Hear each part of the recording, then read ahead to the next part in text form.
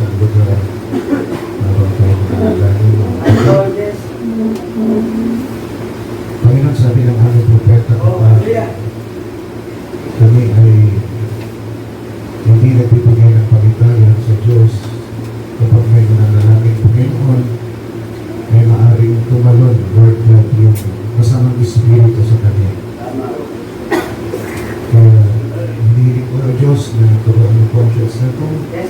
Tutuloy po, Panginoon, na lingapin ang kanilang ginagawa. Lingapin mo po ang aming alis sa iyo, Lord God, sa buhay ito. Ang buhay, bilang isang hain sa iyong Panginoon, ito ang aming karampatan, pagbilig ko para sa iyo. Help us, Lord God, especially the youth, Lord God, maunawaan nila what is to be the present of the world. Kung nalaman nila, kung may dalawa o tatlong nagtitipon, ay at kung hindi kikilos ang lahat, ayon sa paminitagan na nararapat para sa Diyos, maaaring may mangyaring pagkakas sa kanila natin. Kaya tulungan kami lahat, karoon mo kami sa mga itiwag. Ang maganap po namin ngayong kalooban. Paspasan mo po ang lahat na narito. Kaya mo po ang gawa ng kaaway.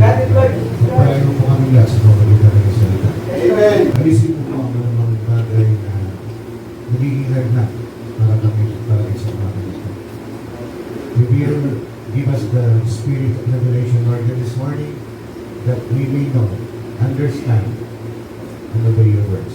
In Jesus Christ's wonderful name we pray. And let all the saints say, Amen, Lord, and Amen. Palakpakan ko natin sa Panginoon. At pinabasa ko natin yung scripture. Alam ko, sinabi ko sa inyo, magpapatuloy kayo sa Arca, ang tipan sa Ilog Jordan. But something happened to me. Binabasa ako na kailangan mag-back natin. So, let's read our text, Joshua chapter 1, verse 1 up to 9.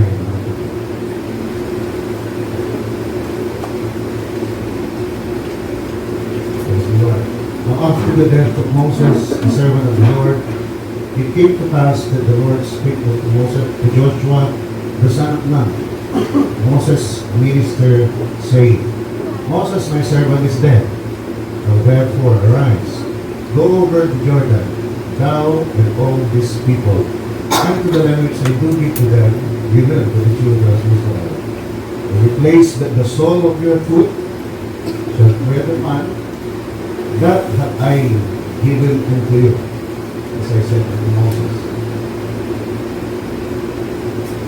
From the wilderness and this Lebanon, even the great river, the river Euphrates, all the land of the Hittites, and unto the great sea, toward the going down of the sun shall be your course. There shall not any man be able to stand before you. Thee, all the days of thy life, as I was with Moses, so I will be with thee. I will not fail thee, nor forsake thee. What others don't promise. Be strong and of good courage, for unto these people shall thou divide thy inheritance, the land which I swear unto their fathers to give them. Upon the land, only be thou strong and very courageous, thou mayest observe to do, according to all the law which Moses my servant commanded thee.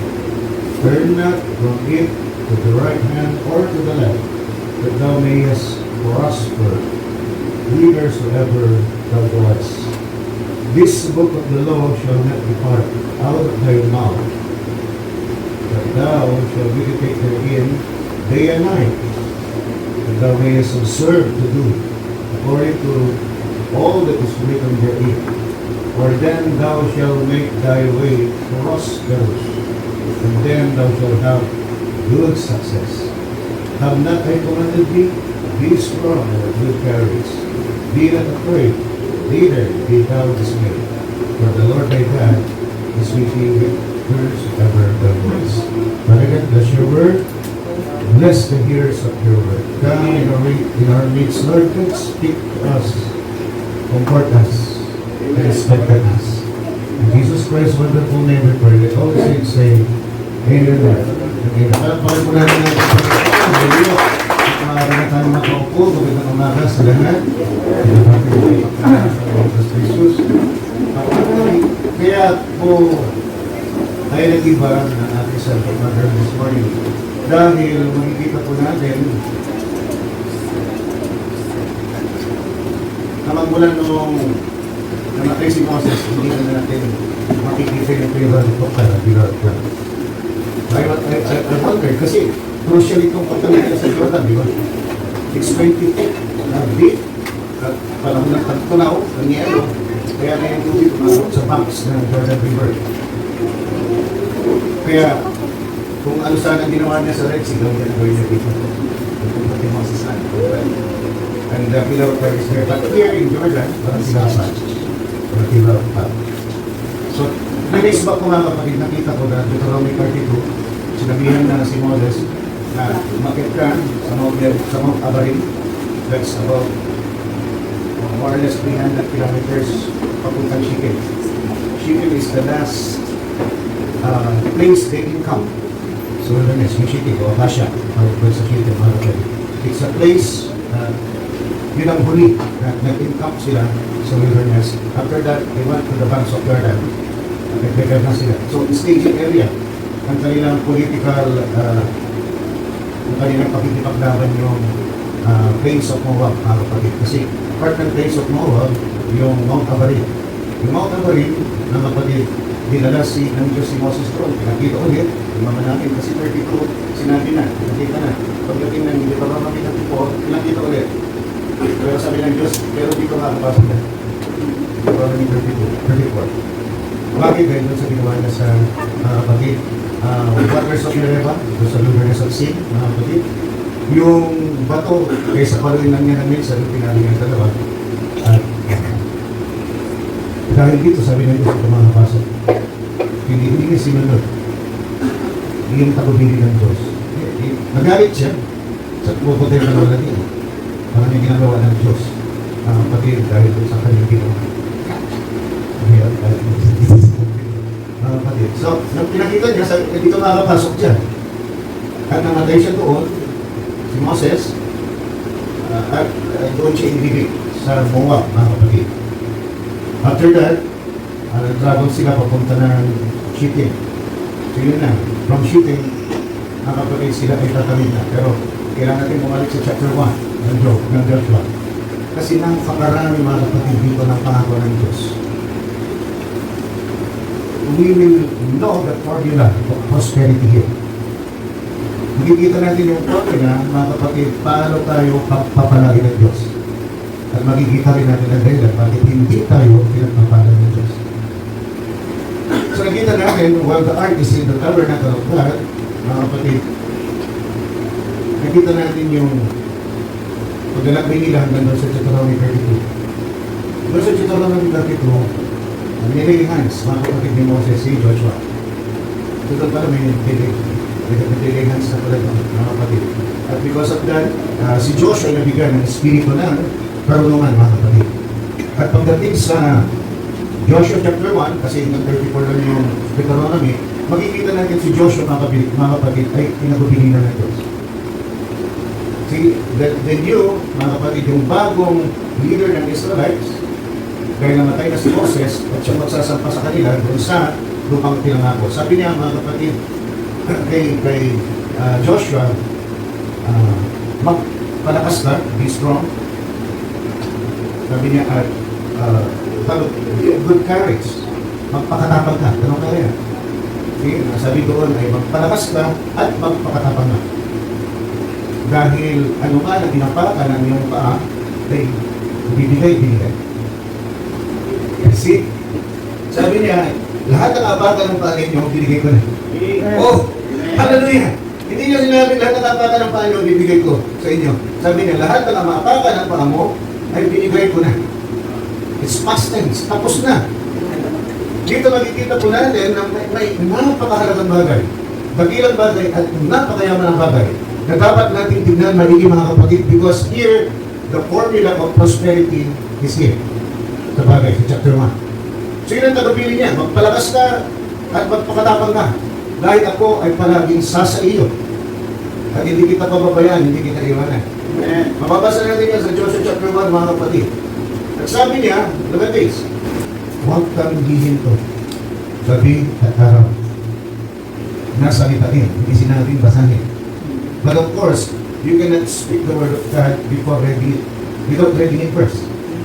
Kailangan basahin mo, really speak. Sabi ng mga kapatid din just kay Joshua, basahin, salitain mo palagi ang mga salitang binigay kay Moses. Huwag kang liliko sa kaliwa, huwag kang liliko sa kanan. Ibig sabihin lang nito, manatili siya. Doon sa utos ng Diyos, binigay niya kay Moses. Then, sabi niya, salitain mo ito. Then, observe it. Speak this word, then observe it. Sabi niya, dahil pag ito ay ginawa mo, magkakaroon ka ng magandang kawakasan, I will prosper you everywhere you go. Purihin ang Panginoon. Sabi niya mga kapatid, hallelujah, yung salita ng Diyos na binitawan niya dito mga kapatid ay mas madalim. Hindi lang tayo magbabasa. Palagi ko kayong hinihimok na magbasa ng salita ng Diyos. Pero dito, mga kapatid, may binuksan ng Panginoon sa atin na isang bagay na kapahilagan. Ang kapahilagan ay binigay niya ay basahin mo, salitain mo ang salita ng Diyos, araw at gabi, at huwag kang lilihis, dahil pag hindi ka lumihis, malayin mo at huwag kang lilihis, dahil pag hindi ka lumihis, hallelujah, sabi niya, bibigyan kita ng magandang kawakasan, I will prosper you everywhere you go. Not only during the time, hindi lang sa panahon na yun mga kapatid, nakausap ni Joshua ang Diyos, pero sabi niya mga kapatid, all the days of your life! All the days of your life! Hindi mo lang bukas, hindi makalawa, hindi sa isang buwan mga kapatid, hindi lang good for 1 year. Sabi dito mga kapatid, hanggang ikaw ay mamatay. I will be with you. I will not forsake you. And I will give you. I will prosper you wherever you go. Purihin ang Panginoon. Napakasimple yung formula na ibinigay ng Diyos mga kapatid kay Joshua. Sabi niya, salitain mo upang hindi mo makalimutan. At pag sinalita mo, dahil labasan mo yun, don't stop there, bulahin mo. See, we sometimes read, nagmamalaki pa tayo kung ito na nabasa ko chapter 2. But did you understand? Anong nakunakan mo? Doon sa binasa mo? Oh, you just read the Bible for the sake of reading. Pero dito mga kapatid, sabi ng Diyos, kailangan yung sinalita niya, araw at gabi, araw at gabi. And just in the morning, we give thanks to the Lord in the morning, mga kapatid, for being alive. And as His guidance to guide us, mga kapatid. Pero sabi mga kapatid dito, araw at gabi, pati sa gabi. Kahit sa gabi, bago ka matulog, mananahin ka. Mulahin mo yung salita ng Diyos na binasa mo. Hanggat hindi mo binubula yung salita ng Diyos, hindi mo ganap maunawaan ito. Tama. Pero pag naunawaan mo, magkakaroon ka, mga kapatid, hallelujah, ng desire para tuparin ang salita ng Diyos. Because you finally understand. Hallelujah. If you cannot understand it, then tinatabi-tabi mo lang yan. But the problem is, and the good news is, dito tayo pala magbibigyan ng magandang kawakasan. Dito pala tayo bibigyan ng magandang kawakasan. Dito pala tayo paprosper. So binigyan tayo ng mas malalim na dahilan ng Diyos. Bakit kailangan natin basahin ang salita ng Diyos? Why? Because pag binasa natin, sinalita natin, mga kapatid, hallelujah, ang salita ng Diyos at binulay natin kung anong sinasalita natin. God will prosper us everywhere we go. Amen. Sabi mo, Philippians chapter 4 verse 13, Pastor, nakapagita yung balik sa pamagitan ni Kristo nagpapalakas sa atin. Is that here or here? Kasi kung dito, wala naman pala. Kasi binasa mo lang. Pero kung binubulay mo yung Ephesians 4:13 mga kapatid, ng Diyos mo, hindi ka pinapabayaan kundi sa lahat ng pagkakataon mga kapatid, binibigyan ka ng kalakasan, then gagamitin mo yung salita ng Diyos na yun sa lahat ng dago na paruruanan mo. Amen. Bigyan din ng Diyos ang mga sagawan. Pero sabi niya, walang taong makakatayo sa harap mo. Amen. Hallelujah. When you speak the word of God and You obey the word of God and binulay mo yung salita ng Diyos, mga kapatid. Bakit? Linis na babasa ng salita ng Diyos kung naunawan mo. Come on! Kaya tayo lumilihis dahil hindi natin binibigyan ng pagpapahalaga ng salita ng Diyos. The way na bigyan natin ito ng pagpapahalaga ay bulayin natin. See, the intent of the heart to read and understand the Word of God, God will send His Holy Spirit to guide you to our truth. Kaya sinabi ng John chapter 16 verse 13. Kapag dumating ang Espiritu ng katotohanan, gagabayan kayo sa lahat ng katotohanan at ipapakita ang bagay na darating. How will the Spirit do that? Kung wala kang pinapaniwalaan. How will the Spirit write the will of God if you don't know the will of God? By reading the Word of God, you will know, mga kapatid, the will of God. Then pag binulay mo, makikita ng Diyos. Ito, binibigyan ng pagpapahalaga na mananampalatay nito ang ating salita dahil pinupuri niya. Gusto niyang malaman kung anong ibig sabihin nito. Pag ganoon, mga kapatid, ang intention ng puso mo, papadala ng Diyos ang banal na Espiritu, the inside teacher, I will teach you. At pag hindi naging malinaw na malinaw sa iyo, mga kapatid, magiging bahagi na ito ng buhay mo. Bakit? The moment na ang intent ng heart mo, ang desire ng heart mo, mga kapatid, ay pamuhay sa salita ng Diyos, sinusulat niya sa puso. Yan ang sinasabi ng ating banal na kasulatan. Hindi na isinusulat sa tapyas ng mga bato ang salita ng Diyos, kundi sinusulat nito sa tapyas na bato sa iyong puso. Amen! Naroon na, kaya hindi na yun mawawala. See, so how could you go against the will of God if you understand the will of God? Kaya napakahalaga na bigyan natin, mga kapatid, ng panahon ng pagbasa ng salita ng Diyos. Basahin natin ang salita ng Diyos, bigyan, look at this, 5 minutes. See, marami tayong ginagawa sa buong araw. Sometimes, pabad ka sa computer mo, computer shop. Nandun ka, naglalaro ka. Sabi mo, magre-research kasi ako. Pero, for 6 hours na nandun ka, hindi na research yung ginagawa mo. Come on! Naglalaro ka na ng computer games. Pero hindi mo ba naunawahan na 5 minutes lang, ay! Isisigurado na ng Diyos, mga kapatid, na bibigyan ka ng magandang kawakasan, mga kapatid. Hallelujah! At hindi ka lilihis sa kaluhan ng Diyos. Bakit 5 minutes? Just 5 minutes. Nakalimutan ko ipatay kay Sister Joy ang binasa natin yung scripture. That will not take 5 minutes. Siguro mga 2 minutes lang yung binasa natin. And God is demanding this to us. Hinihiling ito ng Diyos sa atin na gawin natin, mga kapatid. Pero wala tayong panahon. Sinasabi natin, mga kapatid, pagod kasi ako. 5 minutes. Pagod kasi ako. Busy kasi ako. Marami kasi akong gagawin. Wala akong panahon. 5 minutes. Hindi naman lahat ng pagkakataon talagang ginagawa mo yung patungkol sa pangangailangan mo sa computer na yun o gadget na yun, cellphone na yun, mga kapatid. And 5 minutes, mga kapatid, will ensure you. Kapag binulay mo yung 5 minutes na binasa mo at binulay mo, magiging bahagi ito ng pagkatao mo. At pag naging bahagi ito ng pagkatao mo, sabi mga kapatid, ng Diyos, yung naging bahagi ng katang kami kaya gumamit sa pamagitan ng nagpapalakas sa atin, kami ng Diyos Jesus. Babalik-balik tayo sa speak naman dito. Kasi, hindi yung sinabi basahin mo. Ang salita ng Diyos at bulangin mo. You read it, then you speak. Kaya nga nung inimatay doon, nakapatid si Brother Leo, tinataga na, yung putol namin pulong kayo, sabi ni Brother, okay, kapatid, nakapasya na tayo. Amen. It's a reminder. We have to speak the word of God. What part of His promise you want it to happen to your life? Kailangan kunin mo yun. Gusto ko maging malakas ako palagi. Gusto ko hindi ako pinababayan ng Panginoon at palaging nandyan siya. He will never forsake me. He will never leave me nor forsake me. Kung ilang pinanahanan mo, araw gabi, sabihin mo, hindi ako pababayan ng Diyos. Amen. Hindi ako iwanan ng Diyos. Pagdating ng gabi, hindi ako pababayan ng Diyos. Hindi ako iwanan ng Diyos. Binulay mo ba? Anong ibig sabihin yan? O parang lumabas lang dito sa isip mo. The greater revelation here is, pag yun ang ginagawa mo, magkakaroon ng bunga na maganda sa iyo. Magandang bunga ang ibubunga nito, mga kapatid. Hindi lang dahil nagbabasa ka, napipilitan ka, wala ka panahon.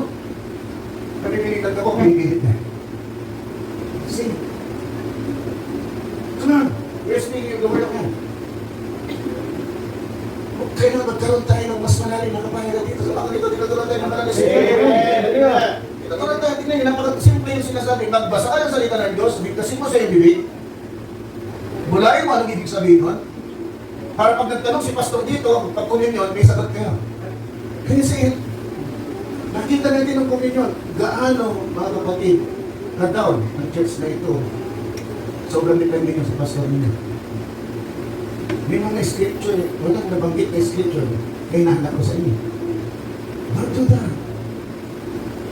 Kasi kung kayo mismo na magulang, hindi nyo alam yung salita ng Diyos, paano nyo sasabihin sa mga anak, magpasok ka ng salita at mula rin mo, hindi mo ginagawa. Come on.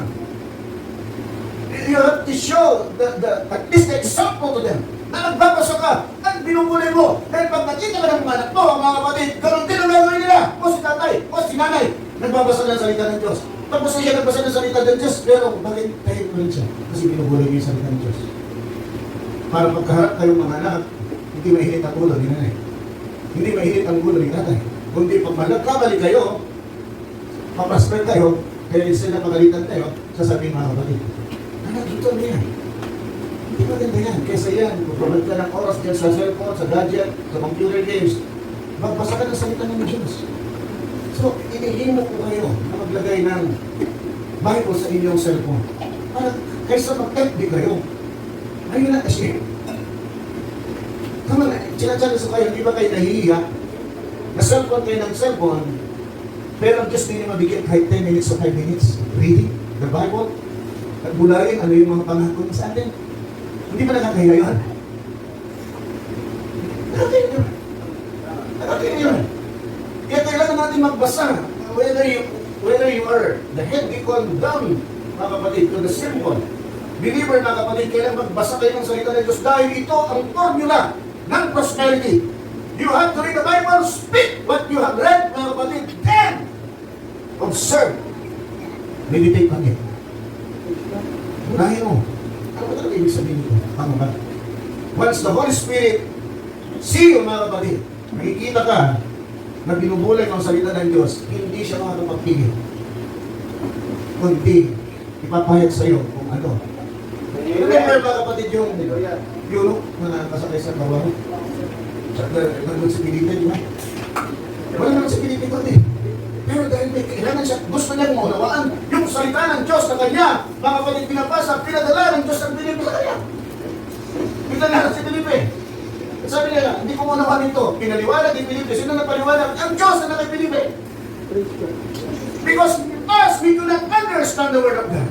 We are not here if we are not enticed by the Holy Ghost to believe.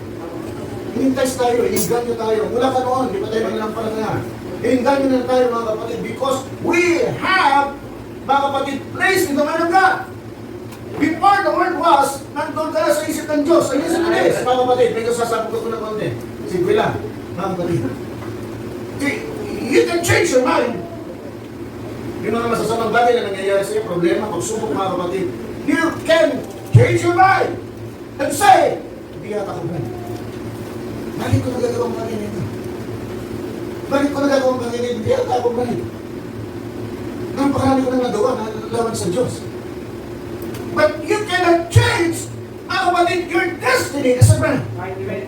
Whether you like it or not, mga kapatid, God will put you back where you are. Because you cannot change the man of God. What God thought of you, mga kapatid, from the very beginning, yun na yan. Hindi mo pwedeng sabihin, hindi na yan tao rin. Kasi kahit si Abraham makikita natin, kahit si Moses makikita natin, may mga pagkakamali sila. Mga kapatid, kahit si David, maraming pagkakamali mabibigay. Si Abraham nagsinungaling. Sabi niya, si Sarah, kapatid ko. Amen. Nagsinungaling siya, mga kapatid. But did that stop Abraham to desire God's will? No. Sabi ng Diyos sa kanya, umalis ka dyan at pumunta ka sa lupa, umako ko. At ang iyong bibig na kasidami na bigay sa langit, ay magiging pagmamamahanan ng lupang nera. Did it happen at once? No. In between that, did Abraham committed the mistakes? Yes. Ano pang mga bagay na nagawa niya? Natakot siya. He feared that he will be killed, mga kapatid. Kaya siya nagsinungaling. Pero ibinalik ba sa kanya yung pagkapili na manggagaling sa kanya ang binhi na kasing dami ng bituin? Yes, God put him back. Napag-isipan pa nga niya eh. At sinabi ni Sarah sa kanya, baka sa pamagitan ng ibang babae, makakaroon ka ng binhi na kasing dami ng bituin sa langit. So anong ginawa niya? Nakinig doon sa asawa niya at inasawa niya siya agad. But that is not the plan of God. The plan of God is through Sarah. Sa pamagitan ni Sarah ay nagkakaroon ng anak. Binhi si Abraham na kasing dami ng bituin ng langit.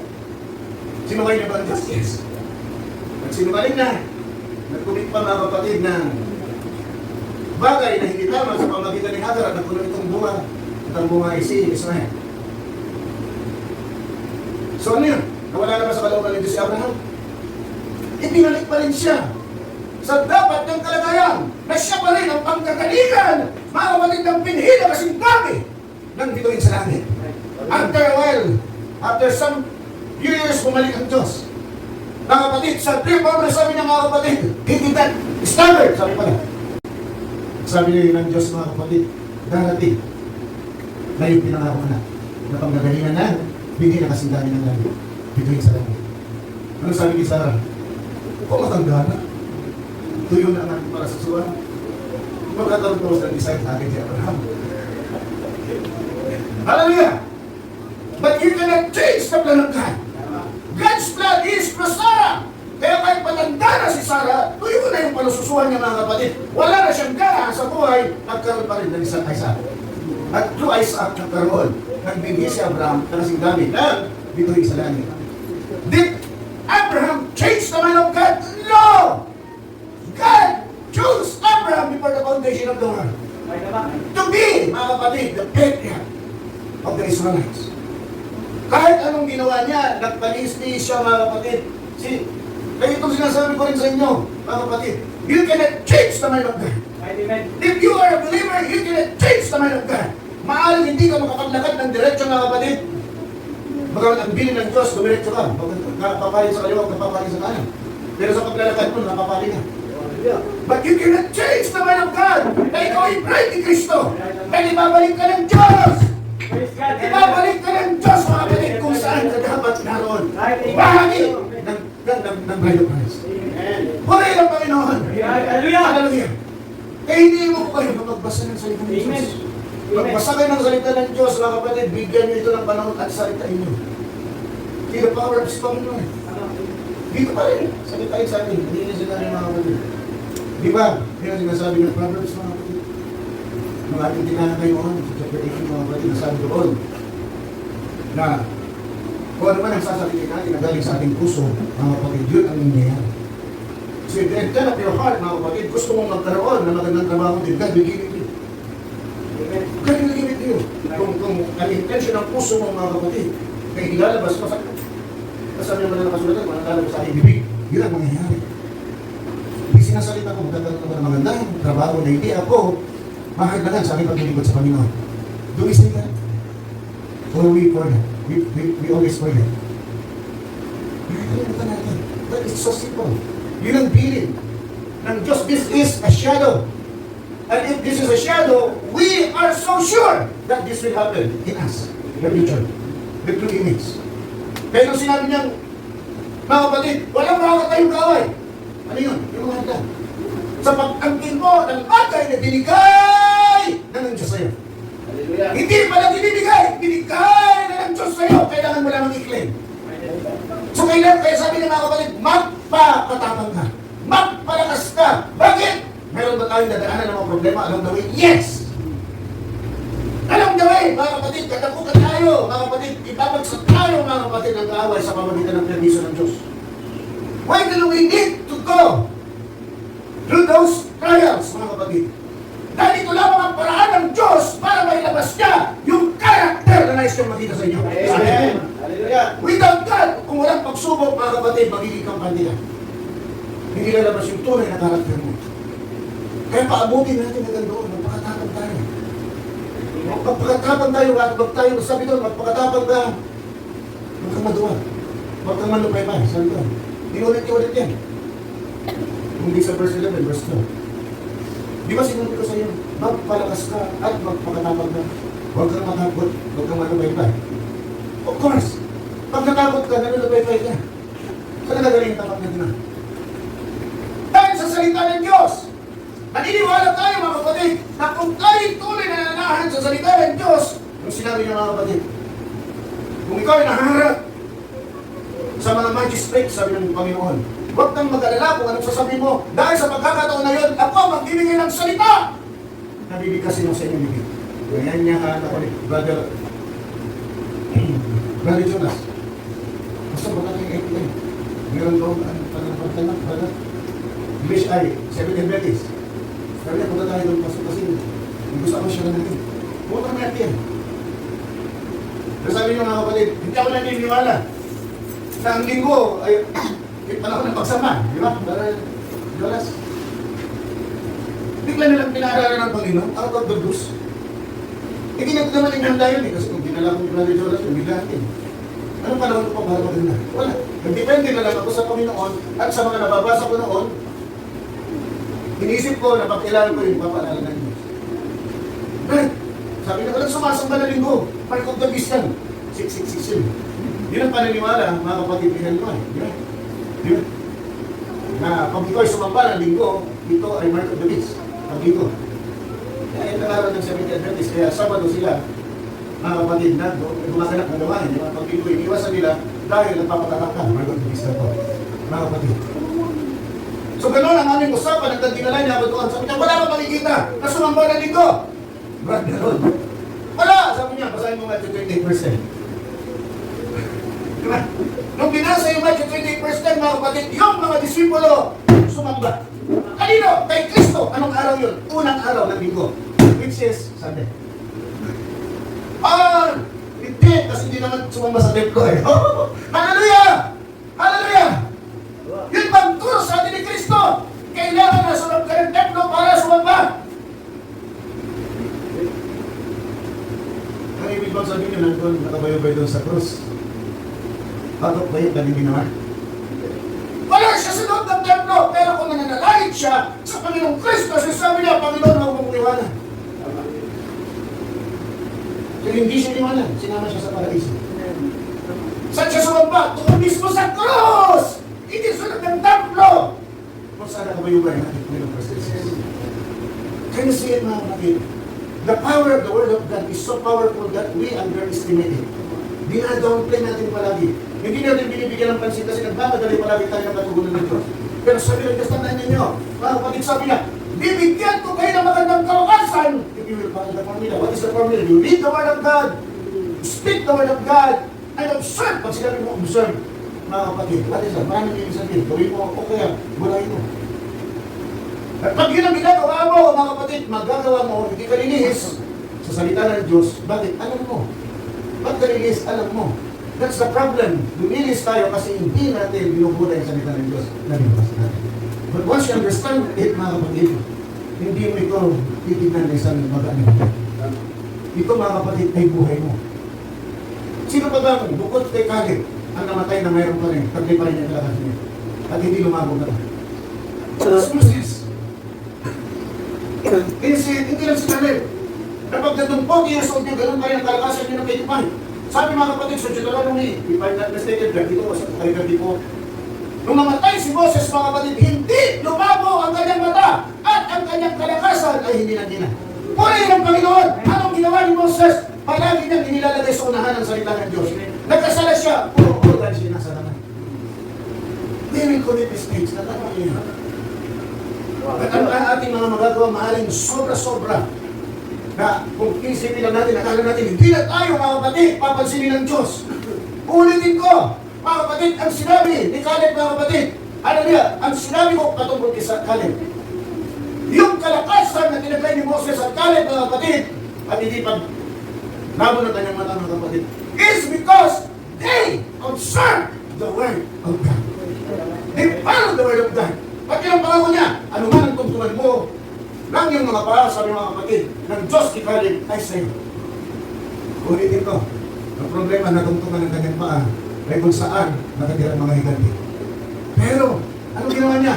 Nagpagkalaban siya at nagpalakas siya. Sabi niya, kahit may higanti doon, payaunin mo ako. Oh, hallelujah! ko dahil alam ko, malulupig ko sila. Dapat ganun din ang nasa puso natin. We have distinct concern the Word of God para bibigyan tayo ng magandang kawasan all the days of our lives. Yun ang kulang. Yun ang kulang. Para mag-marites ka, buksan mo na lang yung salita ng Diyos dahil may pagpapala na nakabag sa'yo. Kailan natin natin ito ang ganitong kanina. This will give us eternal life. Kasi napakalinaw. Malinaw pa sa inyo. Ang kailangan mo lang ay salitain, basahin ang salita ng Diyos, salitain ito, at bulayin mo, at habang binubulay mo, mga kapatid, binibigyan mo, nagre-reflect ka, ano ba itong salita ng Diyos natin binasa? Pag nakita ng Holy Spirit yan, darating na nagpapaliwanag sa'yo. Bakit siya sumulat ng salita ng Diyos? Nakakita niya, nag-i-deserve ka ng mga gawa niya. At pag nangyari yun, mga kapatid, ang pangako ng Diyos, lahat ng dako na parurungunan mo, magkakaroon ka ng magandang kawasan. Whenever, school man yan, mga kapatid, sa trabaho man yan, mga kapatid, sa mga kapitbahay naman, mga kapatid, God will prosper you. Financially, emotionally, mga kapatid, God will prosper you. Kaya basahin niyo yun, pagkitin niyo ng bahan, basahin niyo yung Joshua chapter 1. Verse 1 hanggang sa last verse, mga kapatid. Makikita niyo ang pagpapala dito sa pamagitan naman ng pagbabasa ng salita ng Diyos. Nawala yung pilar man, nawala yung pilar man. Ang natira na naman ay yung akin. See, pinapupunta natin next week, mga kapatid.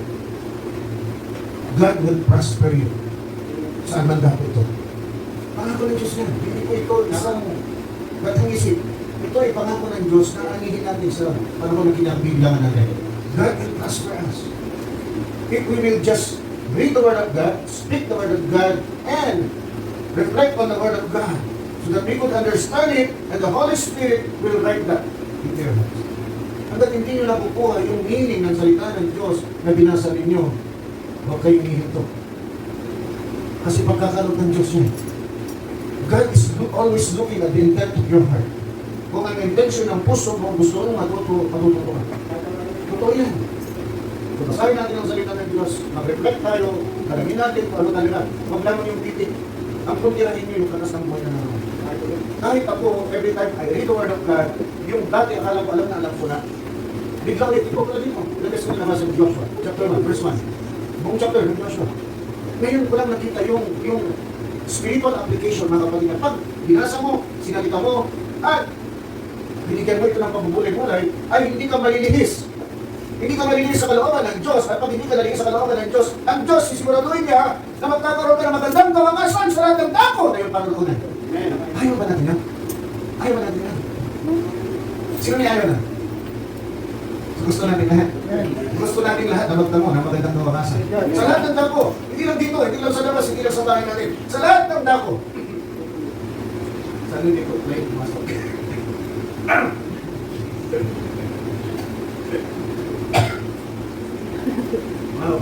Talagang ako. Pasensya na nila. Parang may pumasok ng pagpapit. Alam mo, ano ba? Yes, so simple. That's another spiritual revelation that we, hindi natin ito nakita naman. Basta alam lang natin na nakikita sa salita ng Diyos. Ba't meron palang prosperity na kalapit? See, babagsak tayo? Yes. Magkakamali tayo, yes. Kaya nagbabasa ka ng salita ng Diyos, nalalaw ka rin ng mga bagay, laban sa kalooban ng Diyos, yes. Pero si Moses. Pero hindi yung pagkakamali ni Moses ang tinignan. Ang tinignan ay yung kalalagayan ni Moses bago pa man, itatakit sabi ko. Yun ang tinignan. Kaya mga kapatid, nung matanda na siya, at dahil ang kanyang nanay, ang nag-alala sa kanya, alam mo na, ang nag-alala kay Moses ay kanyang nanay niya. So, nire-rehearse ng nanay kung ano ang buhay ng isang Israelita. Nag-isang araw na malaki na siya, sumilip siya. Right? Sumilip siya mga kapatid, tinignan niya kung ano ang buhay ng kanyang kabuhayan. At kung nakita niya pinaparusahan ng isang Ehipto, mga kapatid, na kapagpaatan, mga kapatid, yung kanyang kabuhayan, pinatay niya. At ibinawa niya sa buhangin. Kinabukasan, may nag-away na naman ito. Huminto kayo. Huwag niya gawin yan. Bakit? Papatayin mo rin kami kung nang ginawa sa Ehipto. Natakot siya. Dumating sa kalaman, mga kapatid, ni Paraon at siya tumakas. He is, mga kapatid, a criminal. nawala yung deliverer. Nakalagayan niya. Because he was born as a deliverer. Pumunta siya sa media. Sa kanyang magiging father ito, na media night, si Jetro. Ay, nakalimutan niya na. Yung kanyang dapat gawin sa buhay. Okay sa kanya yung magkalaga ng chief. Di ba? Nabago na. Iba na. Iba na yung takbo ng kanyang buhay. Nabago na lahat. Pero isang araw, ibinalik siya ng Diyos.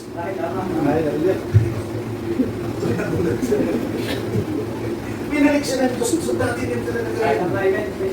Sabi na pumunta ka. Sa Egypto, dahil narinig ko ang kanilang ibig.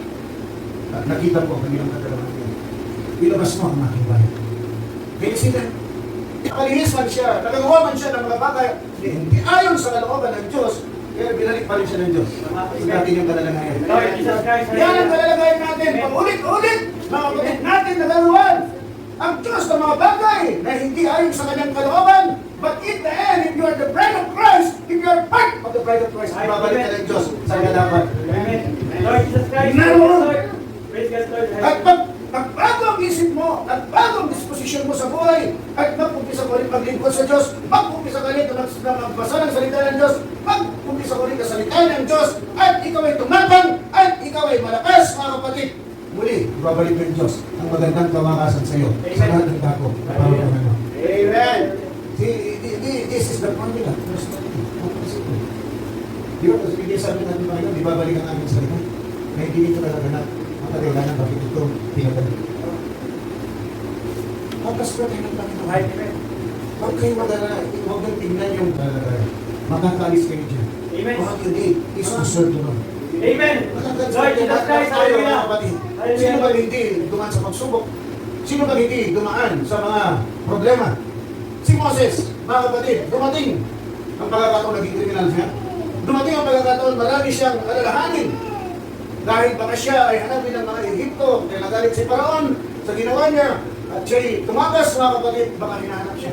Nagagaling siya sa Egypto at siya papatay kayo. Mga kapatid, anong ginawa ng Diyos? Pinalik siya. If we have sinned against God, if we have done something against God, mga kapatid na akala natin mapabayaan tayo ng Panginoon. Hindi totoo yan. Sinasabi lang yan ng demonyo sa inyo. There's always a place to return. Amen. Kailangan mo naman bumalik kung kami papapala ng Diyos, bumalik din tayo. Tagdan po natin, palalakasin tayo ng Panginoon. Lahat ng aapakan natin ng ating mga paa ay ibinigay niya na sa atin. Ano yung inaapakan ng paa mo? Lahat ng bagay na katugunan ng problema at suliranin mo, ano man yan, financial man yan, mga kapatid, ay pwede mong angkinin ng walang hanggan. Kung magpapakatabang ka at magpapalakas ka. Tandaan po natin, isinama yun ng Diyos. Hindi yung baliwala. Yung magpakatabang ka at magpalakas ka ay kailangan natin sa panahon, mga kapatid, na nagdududa na tayo. Nagdududa ka na nga. Ang dami ko na nagawa. Dalaman sa Diyos, hindi at ako bright. Kung ikaw ay narito pa rin at nararamdaman mo kayo ang pagtawag ng Diyos sa iyo, mga kapatid, bahagi ka pa kung hindi na tayo sa Biblia. Bahagi ka ng Diyos. Ang kailangan mo na angkinin mo yun. Huwag mong hayaan makita yung mga adlang. Maraming papakita ang kaaway. Yes, maraming papakita. Si Moses, sino ang malalay sa kanya sa gitna ng mga problema at sumakay? Diyos pa rin. Diyos pa rin. Di ba? Kung hindi siya nalalayan ng Diyos, di matagal na siya pinagbabato ng matay. Hindi na lang mo ba kami rito para mamatay sa ilang? Nagbabatoy na siya, di ba? Anong ginawa ng Diyos? Lumabas siya mula doon sa tabernakulo at nakita ang kanyang kalwalatian. Sabi na, Moses, lumayo ka! At lilipunin ko lahat ng mga yun. Can you see it? God will not forsake you nor leave you. Amen. Sa panahon, mga kapatid, akala mo, mga kapatid, na iniwanan kami ng Diyos, nandiyan ang Diyos pa rin! Amen. Dahil ang pangako niya sa iyo, siya ang parakleto mo! Amen. I will be always with you. Amen. Amen. Hindi na magandang kawakasan sa Diyos. Pwede lang ako.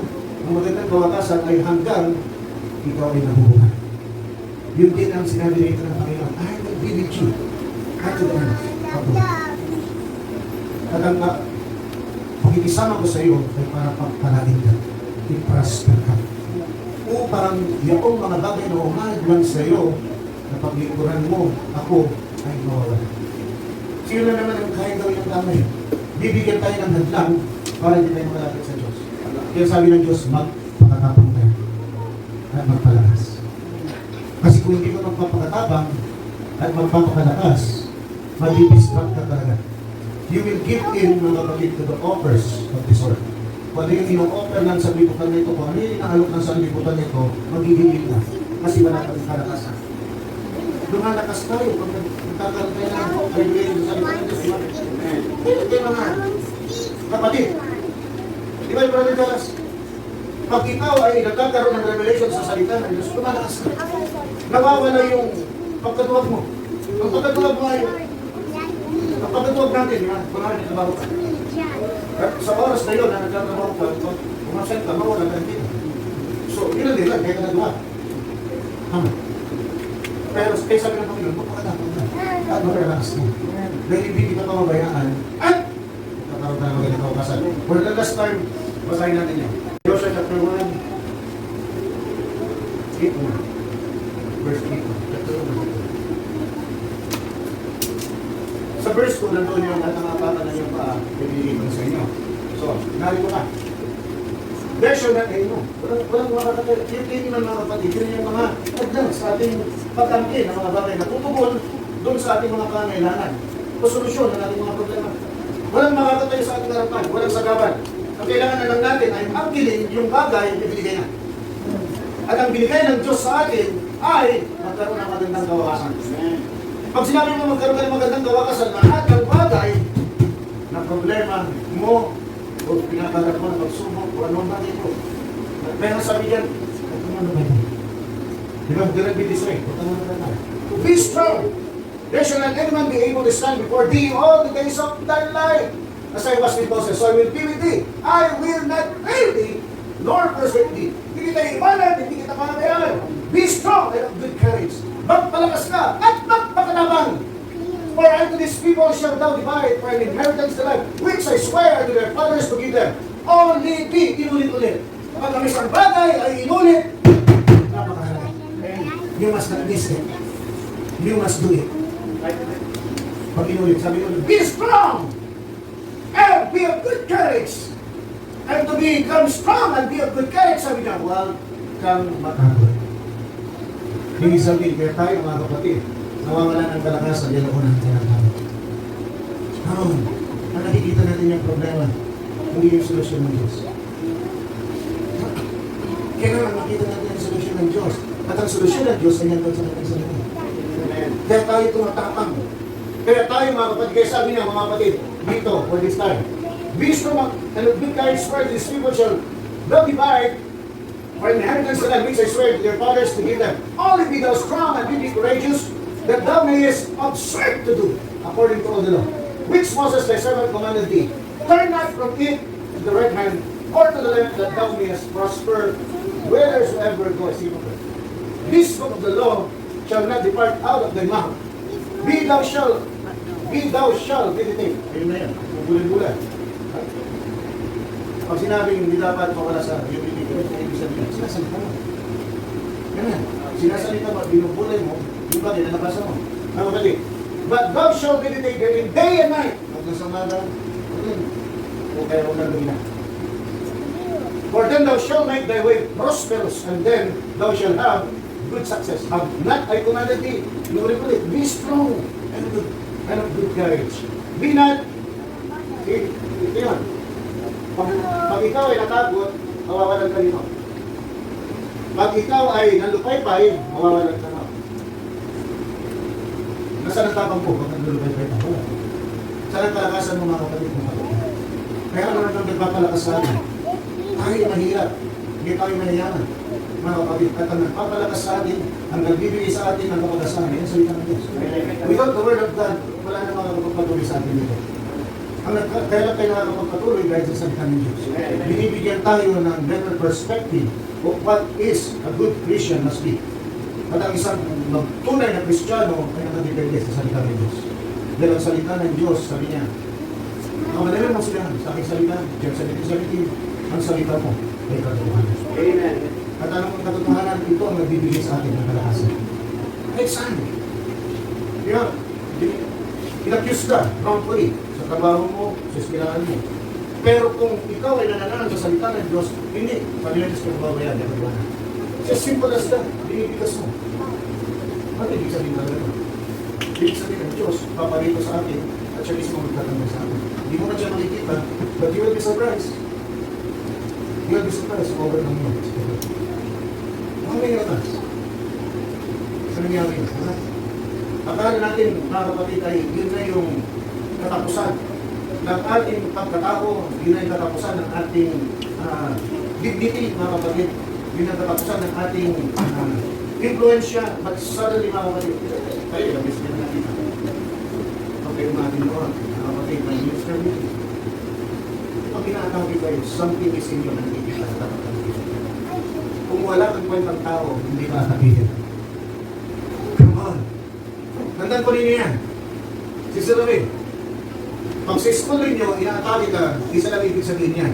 Dapat kang atakihin. Dahil kung wala kang kwenta, hindi ka atakihin. Something is in you na nakikita nila na hindi nila kaya gawin. Kasi something is in you na maganda, pero hindi mapasa kanila. Ikaw ay bride ni Cristo, ginagawa mo ang lahat ng salita ng Diyos at nagagawa mo ito dahil sa biyaya. Pero hindi nila magawa dahil mas gusto nila, mga kapatid, makasama ang mga taga-samitahan. Uulitin ko, for the last time, hindi lahat ng oras ginagamit mo yung gadget mo para sa pangangailangan mo ng sarili. Maraming pagkakataon yung gadget mo ginagamit mo sa laro. Ano man, FB, ano man, bagay. TikTok o whatsoever. Hindi pa rin. Anong nang ginagawa niya, mga kapatid sa TikTok. Ako YouTube na, yan na, tapat na yan, mga kapatid. So hindi 24 hours, sabi na lang natin 12 hours. Will you spend 12 hours on your gadget? Come on. Will you spend 12 hours on your gadget? Awasin na lang natin yung tulog mo, doon sa labing dalawa, bago tayo magsara. Are you spending 12 hours on your gadget? Siguro 6 hours na, sobra na, di ba? Sabi namin, ano gagawin mo doon sa 6 hours? Bakit wala kayong Biblia? May Bible apps. May Bible apps. Lagyan nyo ng application ng Bible, yung cellphone ninyo, para saan man kayo naroon, sabi ni Pastor, kailan magbasa po. Oops. Di ba? Magbasa ka na sa salita ng Diyos, tapos bigasin mo. Para sa bayan, habang binabasa mo, binibigas mo na. Ayon dito sa Philippians chapter 2 verse 13, sabi dito, para kasi ito. Lahat ng bagay kaya kong gawin. Doon sa nagpapalakas sa atin ang Panginoon. Nagkukumpulan sila, sumasamba sila sa Diyos-Diyosan. At nagsasabi lang, oh, ito ko. Sabi ng dalawa sila ng dito, isa lamang tagapamagitan. 1 Timothy chapter 2 verse 5. Sabi dito, isa lamang tagapamagitan sa Diyos at tao. Kaya dapat, hindi ako mag-isama sa akin. Ano naman ang gawin nila sa akin, ito ang aking patay na. Dahil ito ang tama. See, kung hindi mo hinulay yan, paano may pagtatanggol? Ito ang pagtatanggol. Hindi mo may pagtatanggol, mapapasama ka sa kanila. Kung napasama ka sa kanila, lumis ka. At pag lumis ka, hindi ka magkakaroon ng magandang kawangasan. So huwag tayo magdala minsan. Bakit kayo itong buhay? See? Hindi mo kayo pinapariya. Ini-encourage ko kayo. Para pagdating ng araw, when God prosper you, meron kayo ma-share sa iba. Ganito ang ginawa ko. Kasi ganito ang ginawa sa amin. Na kailangan magbasa ko ng salita ko, at bulayin ko. At pag yun ay nagawa ko, hindi ako sa salita ng Diyos at ako pagpapalain. Bibigyan ako ng magandang kawakasan sa lahat ng karoon natin. Power mo. Sa buong buhay na kayo mo. What a promise, right? Isang promise ito, mga kapatid, na napakayaman. At kung hindi natin tayo mananahan dito, saan? Saan tayo mananahan? It's about time. It's about time to support your parents. Supportan ninyo mga magulang ninyo sa panalangin. Kung hindi ninyo magawa sa anumang bagay, supportan ninyo sa panalangin at maging masunurin kayo sa lahat ng pagkakataon. Para mapagpala yung buong sambahayanan. See, when there is a contradiction, there is no order. And when there is no order, the God of order will not come through. You need to be in order, mga kapatid. Magkaroon kayo ng kaayusan sa loob ng pamamahay upang dumating ang espiritu ng kaayusan. At pag dumating ang espiritu ng kaayusan, mga kapatid, alam natin, siya yung earnest of our inheritance. See, the Holy Spirit is the reservoir furnace. Unang patingin ng ating mamanahing spiritual. Buhay na walang hanggan. Kalalagayan sa kalalagayan natin sa ating Panginoon Jesus. Doon sa kawalan naman. See, napakasimple ito mga kapatid. Pero sana, you receive it, you saw it mga kapatid, having a deeper meaning. Nakita niyo ito na may mas malalim na kahulugan at may mas mayaman mga kapatid na makinabang. Okay, nagbabasa, nagsasalita, pinupulay ang salita ng Diyos. It's so simple. It's so simple. Kaya tayo kumain na lahat, kaya tayo manalangin, sana nagawa natin yun. Next meeting, wala na siguro ng lang para bumata tayo sa agad. Nais ko lang mga kayo pasensya. There's a turnover mga kapatid. Ano nangyari? Napunta na kay Joshua. Doon sa Deuteronomy 32 at 34, malalaman natin po na pinatungan ng kamay, mga kapatid, ni Moses si Joshua, bago siya namatay. At kung itinatong niya ang kanyang kamay, nagkaroon ng espiritu ng karunungan. See? Gusto niyo magkaroon ng spiritual revelation ang inyong mga anak? Pagtulog, patulogin mo ng pamilya. Sabi pa na namin yung pray mo ba ng ganyan? Panginoon, dakilang Diyos, manangin na nasa langit. Ipapasalamat kami sa napaka-simpleng Bible study nito. Napaka-simpleng preaching nito, Panginoon, sa umaga nito. Kailangan lamang namin. You've given us the formula, Lord God, of prosperity. Kailangan namin basahin ang salita ng Diyos. Kailangan lamang namin salitain ito. Kailangan lang namin bulahin ito. Sa panahon na binubuli namin ito, we're showing to God the intent of our hearts, the desire to know your word. At pag nangyari yun, ang banal na espiritu ay palabas.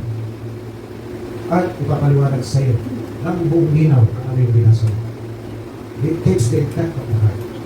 Mga kapatid, kailangan magkaroon ka ng intensyon na gusto mong malaman at matutunan ang salita ng Diyos. Because God will prosper you all the days of your life, mga kapatid. At saan ka ka man pupunta. Let us remember always that promise to us. Mangyayari lamang yan kung paniniwala natin. Kaya pasalamatan natin ang ating Diyos o ating ito. Ama namin sa kalangitan, Ama namin na nagpo-provide sa amin ang lahat ng aming mga pangangailangan. Ama namin na walang pagbabago, Ama namin na tunay na napakabait mo sa amin. Sa gitna na napakarami namin ginagawa, nagagawa, na hindi ayon sa iyong kalooban, Lord God, nariyan ka pa rin at pinagpapalang ka rin. Pagdabi mo po ang aming pabuhit pasasalamat. Nawa ito'y magbigay ng ngiti sa iyo, Panginoon. Sa pangalan ko ng Panginoon Kristo Jesus, ito po ang aming sama dalangin ng lahat ng walang bulong sa linan. Amen. Amen. Salamat po ang Panginoon. Sa pangalan ng Panginoon.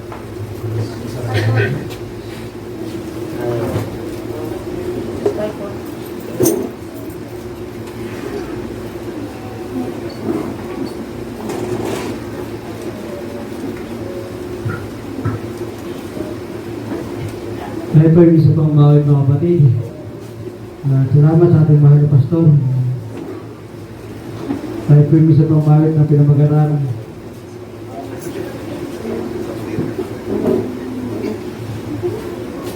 Ako'y binabig.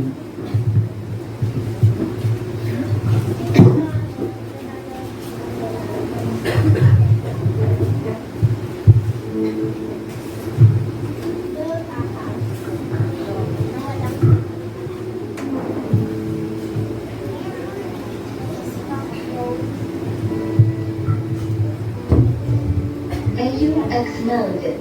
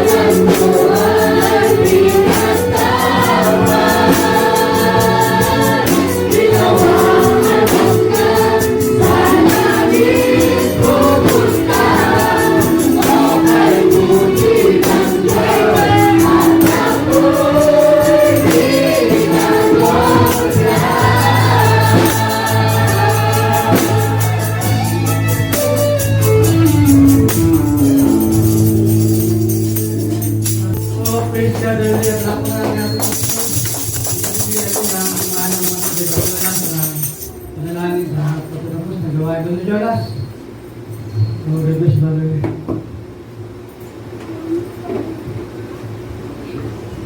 Tayo po'y na lang. Oh, praise God, Lord. Hallelujah. Lagi ng Diyos na Oh, ayaw man. oh. Dapat po kamalang. Yes, Lord. Mga di kalamin sa balita. Amen.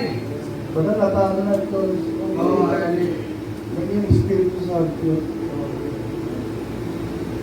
Lord Diyos, minsan pa, makalak na. Ang kailangan ng iyong pag-ibig, Lord. Oh, praise God, Lord. Hallelujah. Salamat sa Hallelujah. Santong Espiritu na yun na Tama. naumiibig ito sa ay puturo ng aming puso at kaluluwa. Napigamit tayo ito sa amin. Minsan pa kami pamagitan doon sa lukluban ng awa. Oh, hallelujah. Hallelujah. Amen. Lord Jesus Christ. Ay Diyos, ang aming Ama na nasa langit, Oh, hallelujah. ay napatawad kami sa mga bagay, Yes, Lord. Tama. mga Hallelujah. balian, mga kasalanan na nagawa namin. Lord, hallelujah. Nawala kami sa tahanan na ito. Oh, hallelujah. Lord, sana po sa muting alay na ito ay magpangiti ka namin. Oh, amen. Oh, grant it, Lord. Hallelujah. Tagapin mo kami Yes, Lord. at malimutan mo ang iyong galit sa mga bagay na hindi. Oh, hallelujah. Ang nagawa namin sa iyo, Lord. Yes, Lord. Grant it, Lord. Salamat sa bago mo bagay ito na kaganda, Lord. Salamat sa iyo, Baba. Ang biyaya na lang sa iyo. Yes, Lord. Lord, amen. Salamat, Lord, sa kapatawaran na sa tuloy na pinagkakalungkot sa Yes, amin. Lord. Hallelujah. Salamat sa kabutihan mo, sa kalabilaan mo, Lord God. Oh, hallelujah. Ama, pagpalain mo po ang lugar na ito, lalo na po ang iyong pinalaga, Lord God. Yes, Lord Lord. God, sa lugar na ito, pagpalain mo po siya. Yes, Lord. Bigyan mo po ang kalsulgan, ang lahat ng pangangailangan niya at ang kanyang pangbayan, Lord God. Oh, amen. Upang makapagpatuloy kami na magpapakbay sa mundong ibabaw na ito, Lord God. Yes, Lord. Hallelujah. Hindi, Ama, sa iyo po ang walang hanggang pagpuri, Yes, Lord. pasasalamat at pagsamba Yes, sa Lord. bukod langit, makapangyayang pangalan ng aming Panginoong Kristo Jesus, Yes, na po ang Lord. aming sawa at dalangin. Amen. Hallelujah. Pwede ba natin sa biyaya? Praise. Hallelujah. Pwede natin sa pagtatapos ng gawain, mga kapatid.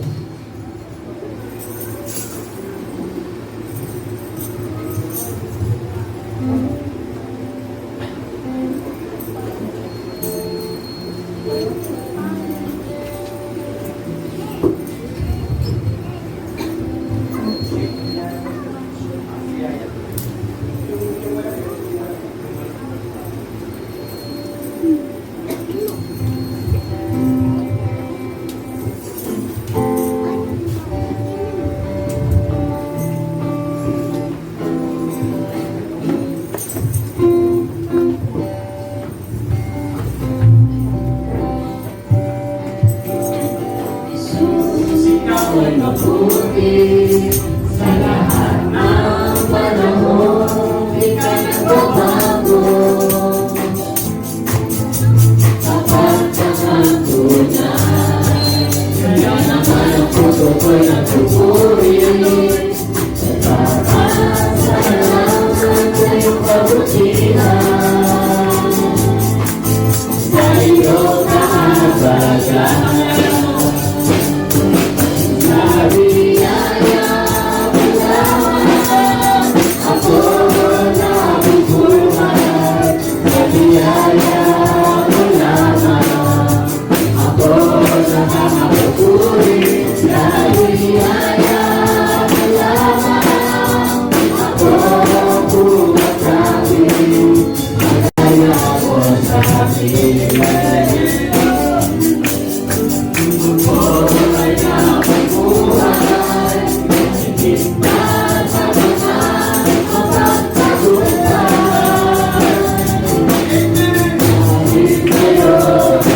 Kaya naman ang puso ko'y nagtuturi.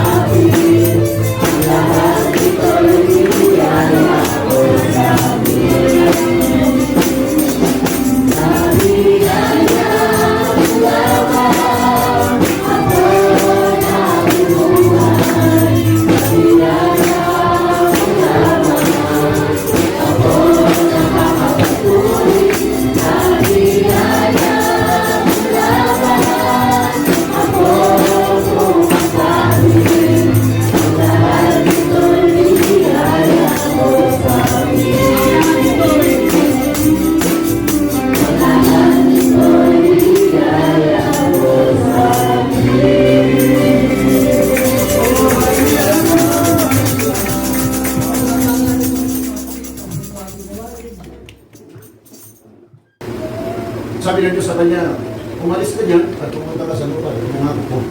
At ang iyong binhi na kasigali na bigay sa langit, ay magiging ang pangalan ng lupang nila. Did it happen at once? No. In between that, did Abraham committed mistakes? Yes. He did that. Standard, sabi pala.